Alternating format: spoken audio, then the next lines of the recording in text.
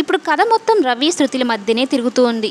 బాలుకి నచ్చచెప్పే ప్రయత్నం చేస్తూ ఉంటుంది మీనా. వాళ్ళిద్దరూ ఇష్టపడ్డారండి, పెళ్లి చేస్తే సంతోషంగా ఉంటారు అని చెప్తూ ఉంటే, నీకేమన్నా పిచ్చా ఇంకేమన్నానా, సంతోషంగా ఉంటారంటావేంటి, గొడవలు ఇంకా ఎక్కువ అవుతాయి, వాళ్ళ నాన్న గురించి నీకు తెలియందా, మా నాన్నని ఎంతలా అవమానించాడు, వాళ్ళతో సంబంధం కలుపుకుందామంటావేంటి అని.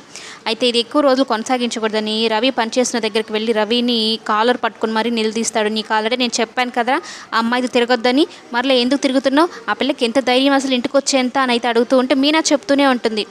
రవి దూరం పెడితేనే అమ్మాయి ఇంటి వరకు వచ్చింది, వాళ్ళిద్దరిని విడదీయడం తప్పండి అంటూ ఉంటే, ఇక రవికి వార్నింగ్ ఇచ్చి వచ్చేస్తాడా. వచ్చినప్పటి నుంచి అస్సలు నిద్ర పట్టదు బాలుకి. ఎందుకంటే రవి అంటే చాలా ఇష్టం. మనోజ్ మీద అస్సలు ప్రేమే చూపించని బాలు రవి అంటే ఎంత ప్రాణమో.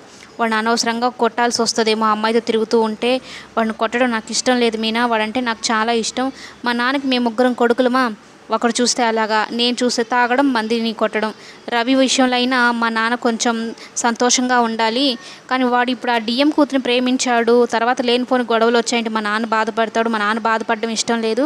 అందుకని ఇప్పుడు కఠినంగా మాట్లాడితే తర్వాత 2 రోజులకి అమ్మాయిని మర్చిపోతాడులే అని అయితే అంటూ ఉంటే, మర్చిపోతాడని మీకెలా తెలుస్తుంది అంటే, మీ గతంలో ఎవరైనా ప్రేమించారా, అంత కరెక్ట్గా చెప్తున్నారు అంటే, అమ్మమ్మ గారు ఊరిలో మీరు ఎవరినైనా ప్రేమించారా అని మీనా అడిగితే, ఏయ్ ఏంటి అలా అంటున్నావు, నాకు అవేం తెలీదు, ఇప్పుడు చూస్తున్నాను కదా అందరినీ, దాన్ని బట్టి అన్నాను అంతే, అంతకుమించి ఏం లేదు, నువ్వు టాపిక్ని వేరేగా డైవర్ట్ చేయకు అంటూ మీనాని సమాధానం చెప్పకుండా దాటేస్తాడు. అంటే బాలు వాళ్ళ ఊరిలో స్వప్న అనే అమ్మాయి గురించి అయితే చెప్పడానికి.